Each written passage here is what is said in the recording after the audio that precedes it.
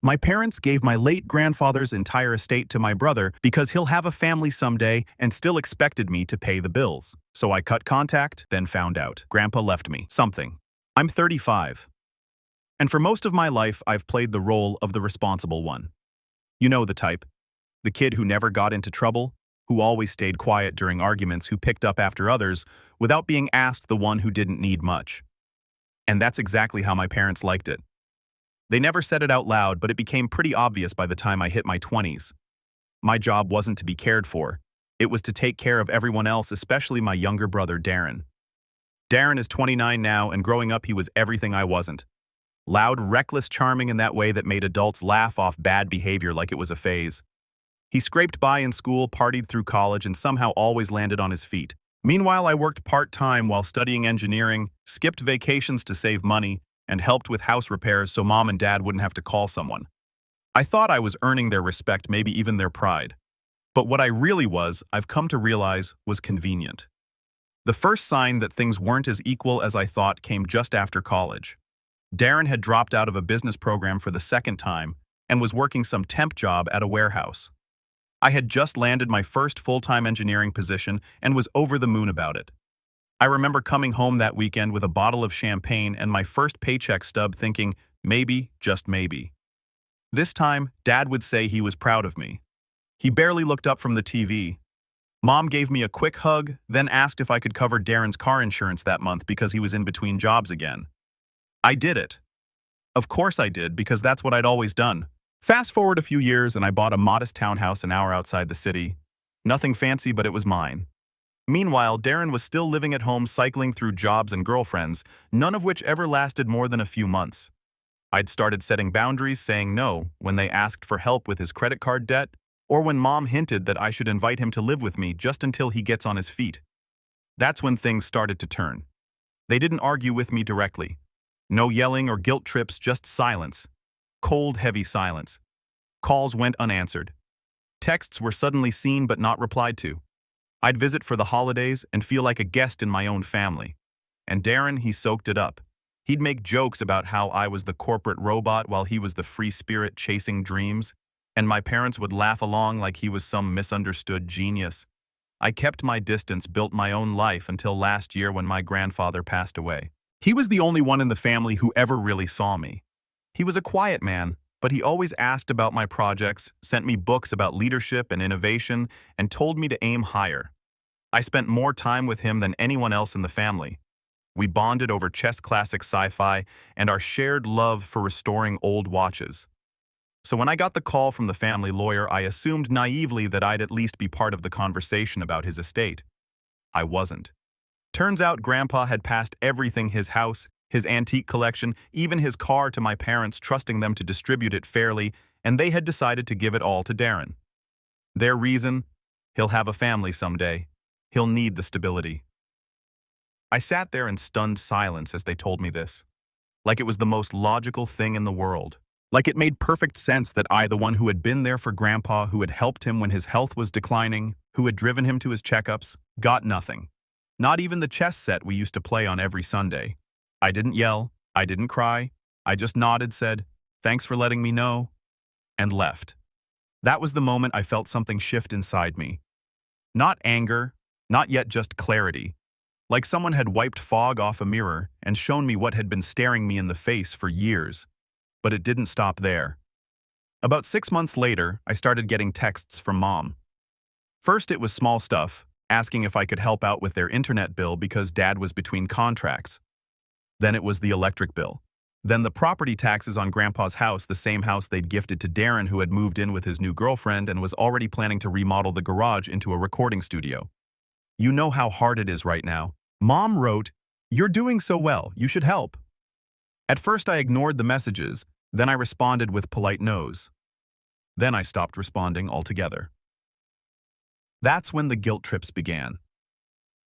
My aunt called me one night to ask why I was punishing my parents. Darren left me a voicemail saying I'd changed and that success had made me arrogant. And then just last week I got the text, the one that made me sit down, reread it 3 times, and take a very long, very deep breath. It was from Mom.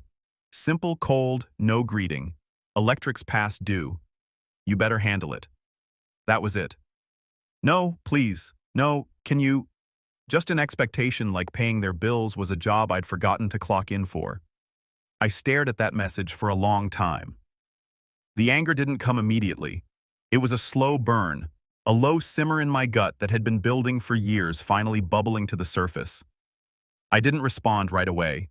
I didn't want to be impulsive. I wanted to be clear. For the first time in my life, I wanted them to understand exactly who I was and who I wasn't anymore. And so I started writing a reply, not just to the text, but to everything. The years of being the fallback. The expectation that I would give without question while Darren was given without earning a thing. I thought about what I'd say, how I'd say it, and how this time I wasn't going to walk away quietly.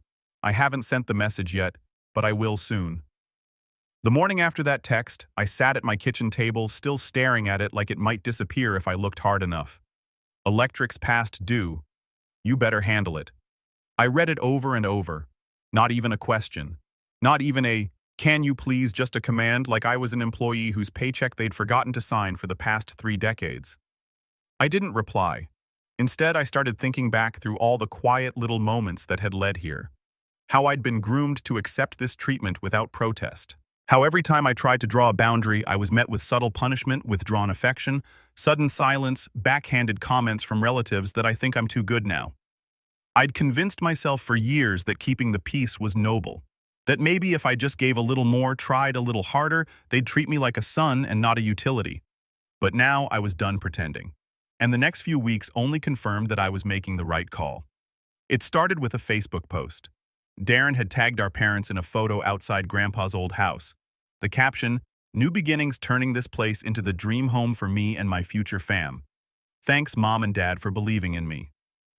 The comments were filled with congratulations, heart emojis, and people praising my parents for being so generous and supportive. Not one mention of the fact that I, their other son, had poured hundreds of hours into that house before Grandpa passed, that I'd fixed the leaky roof, retiled the bathroom, and repainted the entire downstairs after he fell and couldn't do it himself.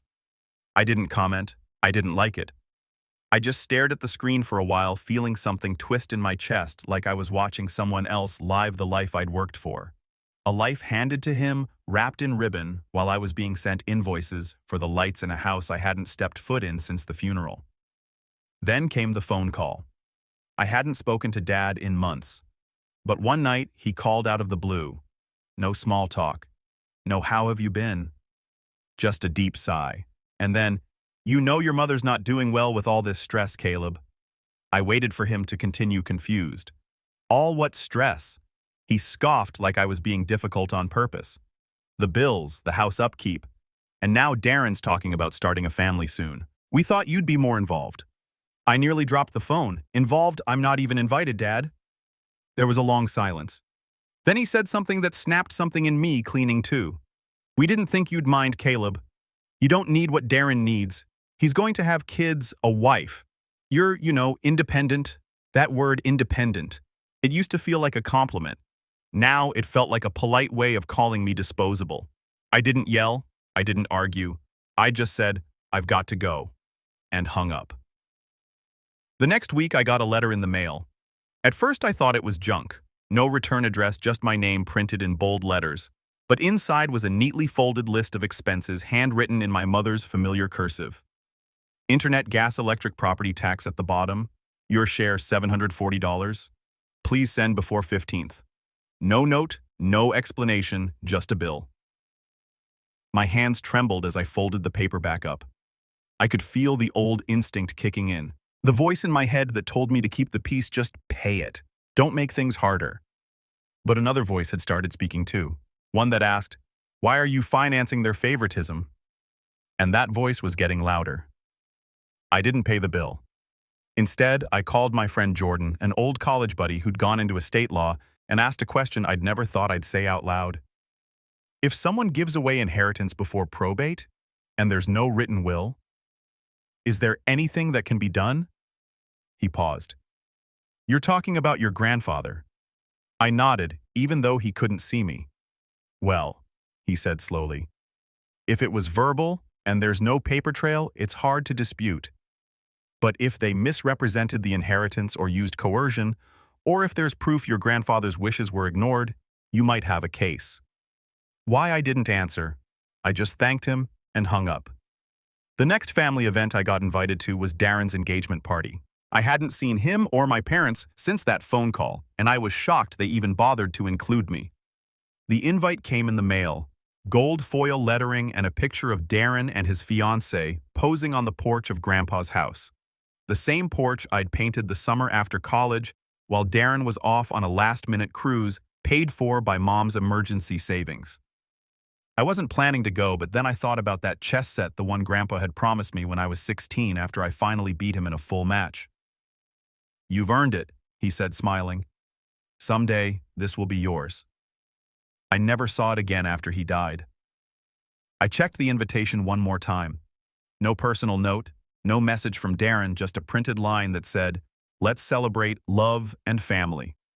Family, right? I marked the date on my calendar. I didn't know exactly what I was going to do yet, but something had shifted. I was no longer trying to be included. I was planning my exit, and I wanted them to remember it. The day of Darren's engagement party arrived with the kind of heaviness that settles in your bones before you even get out of bed. I hadn't RSVP'd, hadn't called, hadn't given them any reason to expect me. But I went anyway, not to celebrate, not to make peace, but because I needed to see with my own eyes just how far gone this family really was. The house looked almost unrecognizable. Grandpa's clean, weather-worn white siding was now some trendy charcoal gray. The old rose bushes were ripped out, replaced with a soulless rock garden. The porch, the one where we used to sit in silence watching the sun dip behind the hills, had been extended into a wide wraparound deck with twinkle lights and overpriced patio furniture. And right there on a custom wooden sign hanging beside the door, the future home of the Bell family. Darren's last name, not ours. I stepped through the door and was hit with a wave of laughter chatter and the clinking of glasses. The air smelled of catered appetizers and designer candles. No trace of the old home that once held quiet afternoons and creaky floorboards. I wasn't greeted. No one even noticed I'd arrived at first.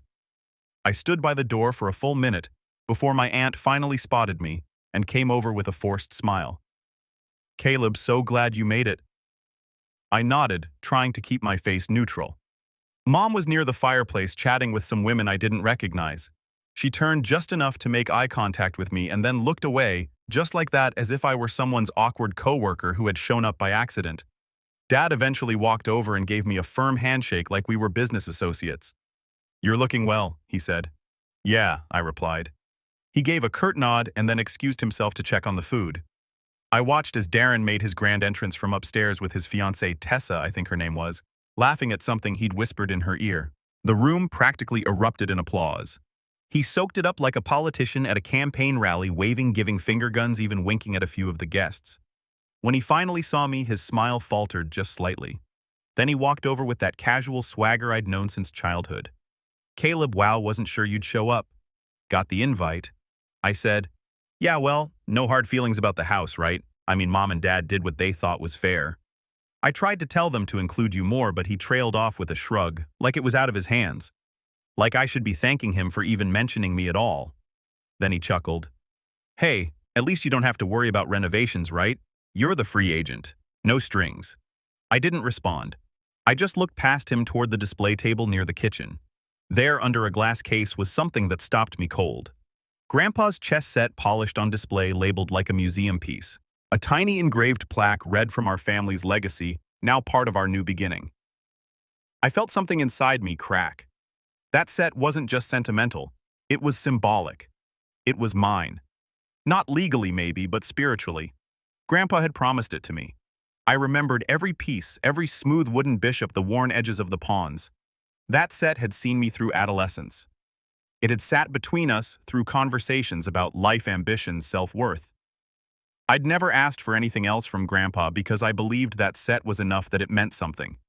And now it was just a prop in Darren's showroom of success. I turned away before anyone could see the heat rising behind my eyes. I went out to the backyard to clear my head, but that was a mistake too. The backyard had been transformed into a full event space. White tents, fairy lights, a bar, even a hired photographer. And that's when I heard it. "We're thinking of asking Caleb to co-sign the mortgage." Tessa was saying, her voice soft but not soft enough. Just until the new loan clears. Darren said he's good for it, but the bank wants more income on the application. I froze behind a pillar listening. Your mom said he'll do it, she added. She said he always helps when she asks. My breath caught. They weren't just assuming I'd pay the bills. They were making plans to tie me financially to a house I didn't own, didn't live in, wasn't even welcome in. I stood there in stunned silence, my mind racing. A co-sign mortgage. That wasn't help. That was a shackle. Then I heard Darren's voice from the other side of the tent. Caleb won't say no. He never does. He acts all cold sometimes, but deep down he still wants their approval. He'll cave. They all laughed. That was it. The moment the betrayal wasn't just that they'd taken the inheritance. It wasn't even the lies or the erasure of everything I'd done for the family. It was this plan to chain me again to their convenience. This belief that I was so desperate for crumbs of affection that I'd sabotage my own future just to stay in their orbit. I walked back inside and headed straight for the display case. I stared at the chess set one more time. The queen was in the wrong spot. They didn't even know how to set it up properly. I looked around at the house, at the people laughing, drinking, congratulating each other for building a future with my legacy. And I felt something I hadn't felt in years. Power, not anger, not bitterness, just quiet, resolute clarity. This wasn't my family anymore. And I wasn't their safety net. Not anymore. And what I did next made sure they would never forget that I left the party without saying goodbye. I didn't make a scene, didn't throw accusations, didn't scream or cry or flip a table, like I used to fantasize about when I was younger and angrier. I just slipped out the side door and walked down the street until I reached my car. The neighborhood was quiet, the kind of quiet that made you hear your own breath too loudly. I sat behind the wheel for a long time, staring at the dashboard, hands motionless on my thighs. The street lamps made long shadows across the windshield. Everything looked unreal, like I was watching my own life from outside my body. That chess set, that conversation about the mortgage, that look on Mom's face when she saw me and just turned away. I'd never felt more disposable, like I was a credit line with a pulse. Like my value was in what I could do, not who I was. That kind of realization doesn't come like a lightning strike. It's slower, a dull ache that builds over years until one day you just can't carry it anymore. That night I didn't go home. I drove nowhere in particular, just kept the engine running and let the road carry me through the city past late-night gas stations and empty parking lots and convenience stores still lit by flickering neon. My mind was spinning not with rage, but with questions. How did I let it get this far? How did I become the one who was left out of my own family's future? How did I become the one no one fought for? I ended up at a late-night diner on the edge of town, the kind with cracked vinyl booths and the smell of burnt coffee soaked into the walls. I sat at the counter and ordered pancakes I wasn't hungry for. The waitress didn't ask questions. She just kept refilling my cup like she knew I needed time. That's where the breakdown happened. Not a loud one, no sobbing or shouting, just me hunched over a plate of syrup-soaked pancakes, quietly letting tears fall into my coffee as the jukebox played some forgotten 80s ballad. It was grief. Grief for the family I thought I had. For the version of myself I'd killed off piece by piece to stay in their good graces. For the time I'd never get back. I didn't go into work the next day. I told my boss I wasn't feeling well, which wasn't a lie. I didn't shower, didn't shave, just sat in my living room staring at old photo albums. I dug out of the closet. Pictures of me and Darren as kids' birthday parties, camping trips. The look on my face back then, so hopeful, so eager to please. I wanted to reach through the page and tell that kid, they don't love you the way you deserve to be loved. Stop trying so hard. That week, the texts started again. Mom, can you call the bank? The water bill bounced. Then we're adding Darren's name to Grandpa's property officially. Just a formality. We'll need your signature. Then finally, you're being cruel, Caleb. We're family. Stop punishing us because life gave Darren different needs. Different needs. I couldn't even bring myself to reply.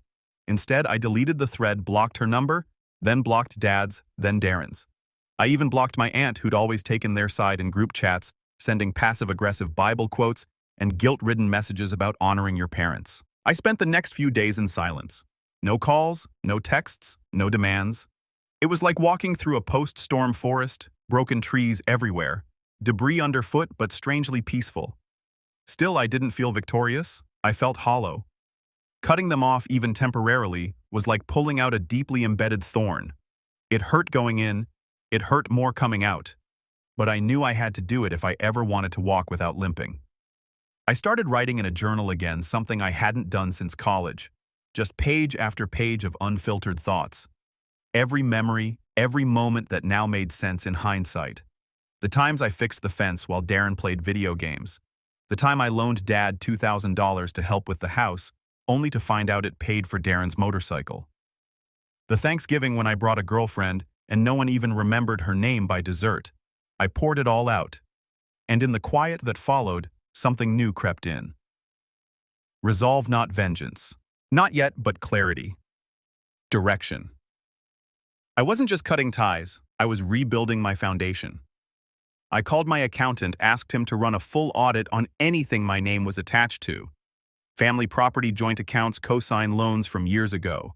I wanted everything documented. Then I made an appointment with a financial advisor to explore options for moving assets, restructuring savings, and protecting my credit. It wasn't glamorous. It wasn't a big, satisfying showdown. It was small, quiet steps. I started going for early morning walks again, something I used to love before life got too busy. I cleared out old clothes, rearranged my living room, threw away things that no longer sparked anything in me. It felt symbolic even if it was small. I was creating space for peace, for breath, for the person I might have been if I hadn't spent decades playing someone else's supporting role. Then one morning, I checked my email and saw it. A message from a law firm. Subject: retransfer of property and financial responsibility. I opened it, heart pounding. Inside was a PDF, a document that listed my name as a co-owner of Grandpa's house. Not legal owner, but financially responsible party. It had been filed 3 months ago. No one had told me, no one had asked. And now the bank considered me equally liable for any debts attached to the house repairs, property tax, mortgage, refinance fees. They had signed me into their future without permission, without warning. I stared at the document for a long time. Then I picked up my phone and called someone I hadn't spoken to in over a decade. Grandpa's old lawyer. I still had his business card. I kept it in a drawer tucked inside a watch Grandpa had given me for my college graduation. A watch Darren once joked looked cheap. The lawyer answered after the second ring. "Mr. Langley," I said. "This is Caleb. Caleb Warren. I was Lewis Warren's grandson." There was a pause. Then a warm, familiar voice replied, "I remember you, son. Your grandfather was proud of you. How can I help?" I took a breath and I told him everything. Mr. Langley didn't interrupt. Not once. I told him about the house, the inheritance, the mounting bills, and the way my parents and Darren had signed my name onto financial documents without my knowledge or consent. I even told him about the chess set, though I tried to pretend like that wasn't the part that still kept me up at night. When I finished, he was quiet for a moment. Then he said, "Caleb, I don't usually speak ill of clients, but your grandfather would be ashamed of how they've treated you. He trusted them to handle things honorably, but if they forged your signature or misrepresented your financial obligations, you may have more leverage than you think." That was the first moment in weeks, maybe months, where I felt the tide begin to turn. He offered to meet in person and go over everything I had.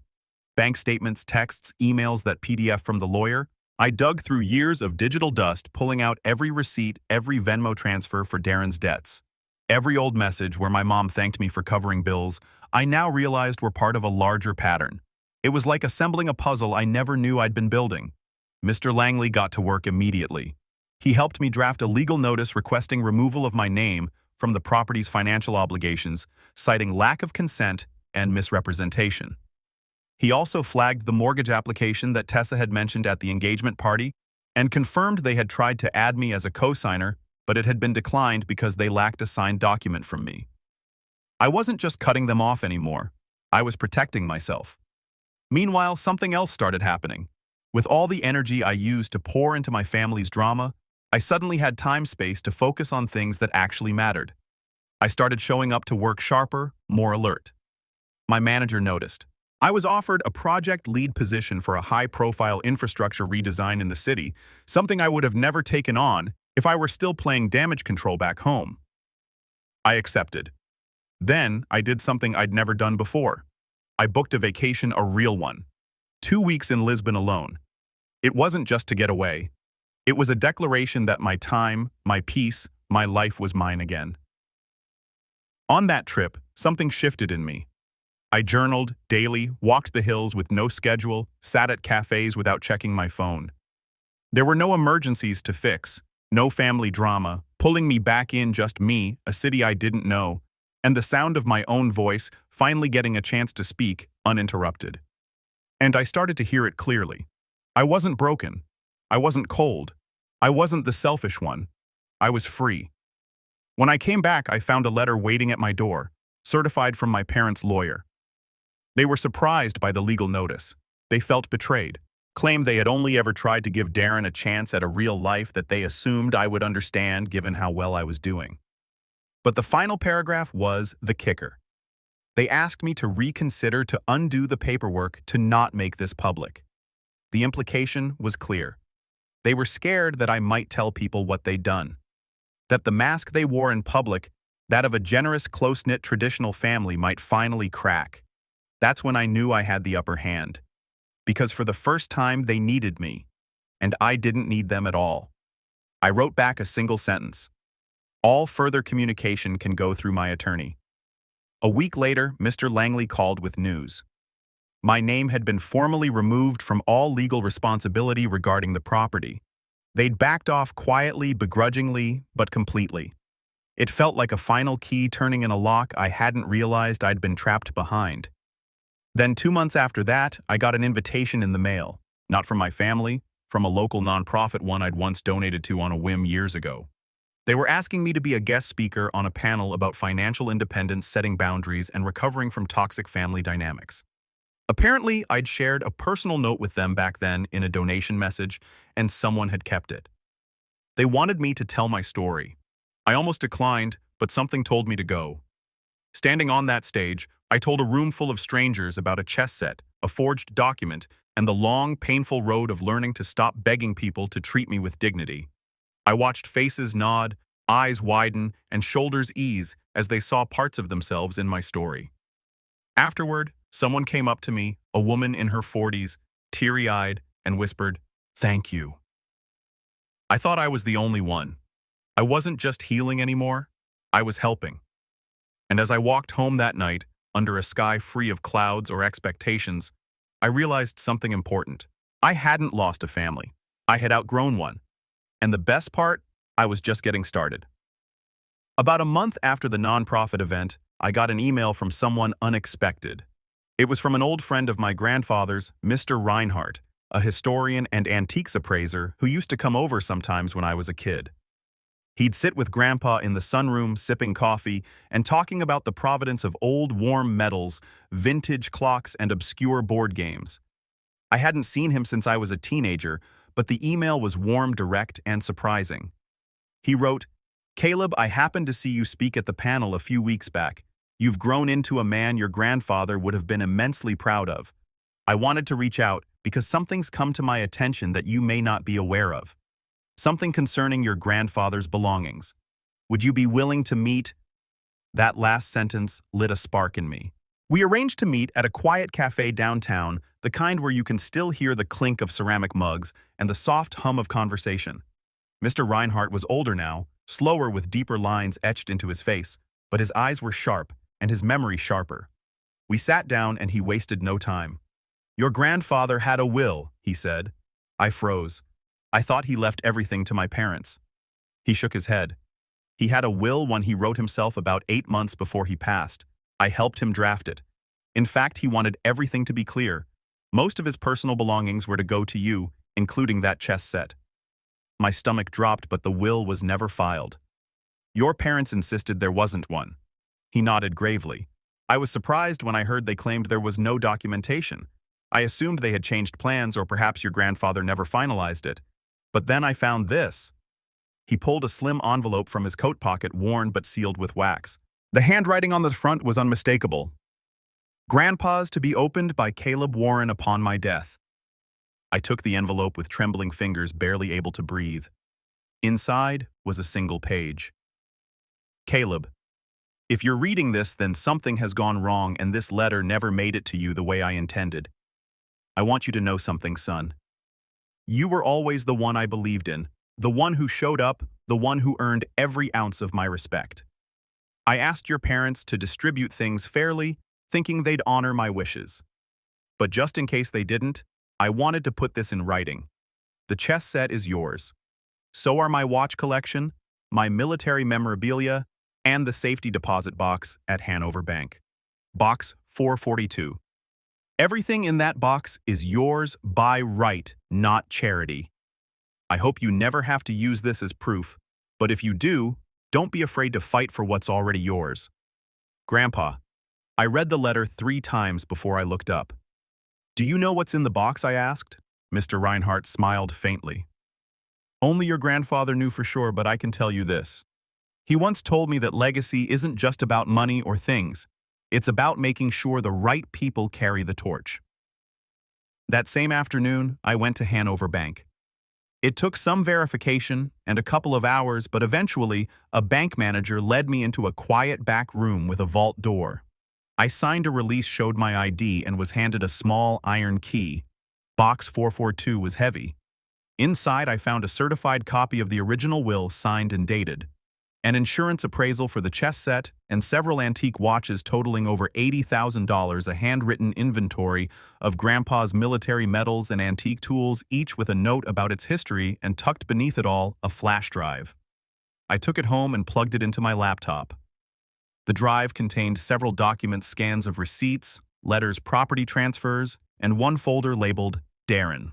Inside were screenshots and PDFs, texts from my mother discussing keeping Caleb in the dark, a copy of a forged signature on a property reassignment form, and even a voice memo recorded by Grandpa himself where he said clearly and calmly, "If this message is heard by anyone but Caleb, then you've taken what was never yours, and I hope he finds this before the damage is irreversible." I sat there in stunned silence. Everything I'd suspected was true. But this wasn't just proof. This was power. The kind of power that could flip the entire narrative legally, ethically, socially.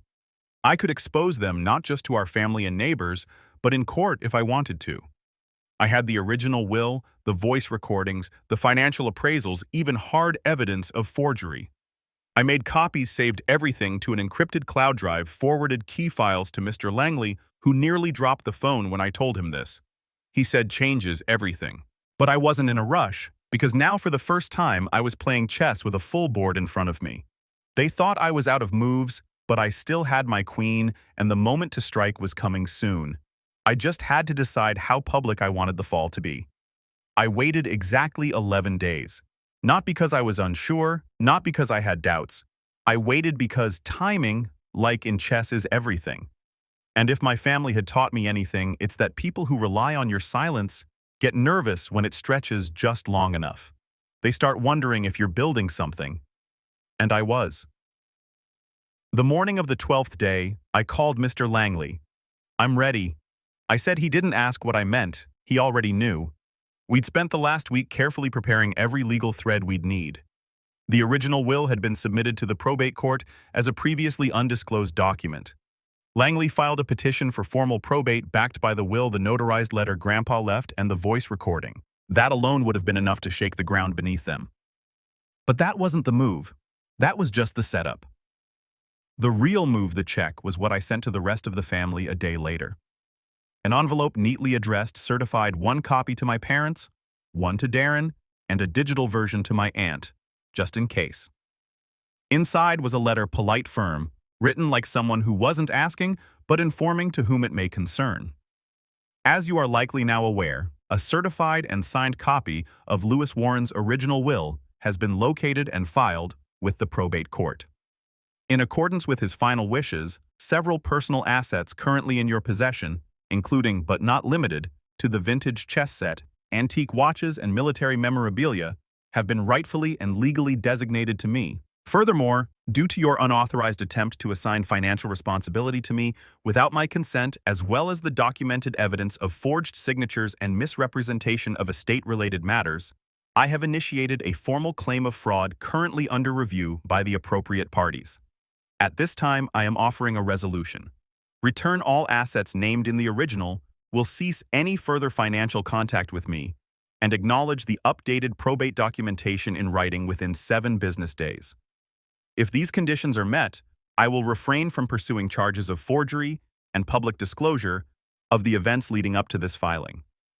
Failure to comply will result in immediate legal escalation and the public release of the recorded materials in my possession. Sincerely, Caleb Warren. I didn't include threats. I didn't need to. The implication was enough. The following days were quiet. Too quiet. Then on day 6, my doorbell rang. I opened it to find a delivery man standing beside a wheeled dolly with 2 wooden crates and a smaller velvet-lined case. No note, just a signature form and a label. Return to rightful owner. Inside was everything. The chess set untouched, still in its display box. The watches cleaned, polished, arranged in the same order Grandpa always kept them, and the medals each pinned to a velvet board with a copy of Grandpa's old handwritten notes tucked behind them. I stared at them for a long time, not out of joy, not out of triumph, but because I realized this was the first time in years I had something from my family that wasn't laced with a demand. The next morning, Mr. Langley called. They complied. He said, "The court has acknowledged the will and your claim has been upheld. You're now the legal executive of your grandfather's estate." "Executive?" I asked. He chuckled. "You're in charge, Caleb, of everything that's left." And that's when I made the final move. I went back to Grandpa's house, not alone. I brought a real estate agent, an appraiser, and a photographer. The house wasn't just part of Darren's future anymore. It was part of my past. A past I was finally ready to let go of. The moment the documents cleared, I listed it for sale. Full public listing photos history, even an open house. Within 3 weeks, it sold above asking price. Darren found out from the sign out front. Apparently my parents had quietly transferred the title to him months ago, but it wasn't legal. Not anymore. Grandpa's will overrode everything. They'd given him a house they had no right to, and now it was gone. I didn't take the money and splurge. I used it to start something my grandfather would have been proud of, a foundation in his name, a quiet scholarship fund for students in engineering and history, with a focus on those from neglected backgrounds. People like me who'd spent their lives giving more than they received. Word got around. People started whispering at church, at family functions, even online. Neighbors noticed the for sale sign vanish and a scholarship pop up in the local news the next month. And though I never named names, the paper trail was clean enough for anyone curious to find out what had really happened. My aunt reached out once, a short email. "I don't know what's gotten into you. You used to be so kind." I didn't reply because kindness doesn't mean compliance. And forgiveness isn't the same as forgetting. They wanted to write me out of my own story. But now I held the pen, and they would never hold it again. The fallout didn't come all at once. It was slow, like frost creeping across a window. Quiet, inevitable, and deeply revealing. The first to react was Darren. He showed up at my office, not my home. He knew better than that, but my workplace. Security called up confused, saying a man claiming to be my brother was demanding to speak with me. I stepped into the lobby just to look him in the eye. He hadn't dressed for a confrontation. He looked tired, unshaven, a shadow of the man who once posed on Grandpa's porch like he'd conquered something. "You sold my house," he hissed the moment he saw me. "Grandpa's house," I corrected, calm. He laughed bitterly. "You think you're some kind of hero now? What, because you made a scholarship and sent back the bills?" I tilted my head slightly. "I never sent anything back. I just stopped playing your game. You ruined everything." He snapped. "Tessa left. She didn't want to raise a kid with me on borrowed land. You took everything over what a chess set. I didn't rise to it. You didn't lose a house, Darren. You lost access, and that's all you ever really cared about." His face twisted like he wanted to say something more, but I didn't give him the chance. I nodded to security. "We're done here." They escorted him out. That was the last time I saw him. Word of the will. And what it revealed spread quietly but thoroughly. My parents tried to spin it, of course. Claimed I misunderstood things, that Grandpa hadn't been in his right mind when he wrote that letter. But once the forgery came up in court records, people began stepping back. Neighbors who once praised their family values stopped waving. Church members asked quiet questions they couldn't answer. Even my aunt, ever the voice of guilt, disappeared from my inbox. No more Bible verses, no more digs about honoring thy father and mother because you can't shame someone who no longer needs your approval. Financially, they took a hit. The mortgage Darren had hoped to refinance fell back onto their shoulders. With Darren out of the picture and no more bailout money from me, they began slipping. Late payments, calls from creditors, whispers of a downsized car and a frozen credit card. I didn't cheer for their downfall, but I didn't save them either.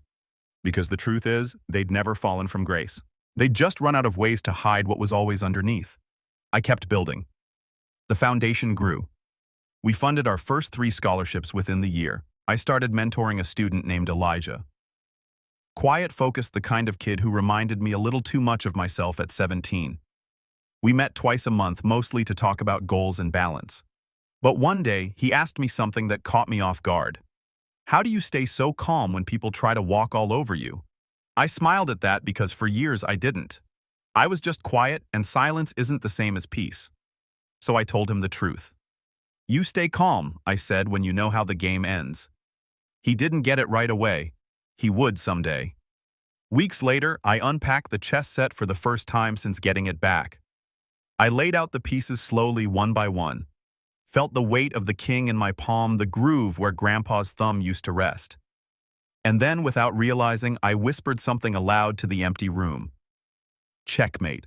And I finally felt it, that I'd thrive.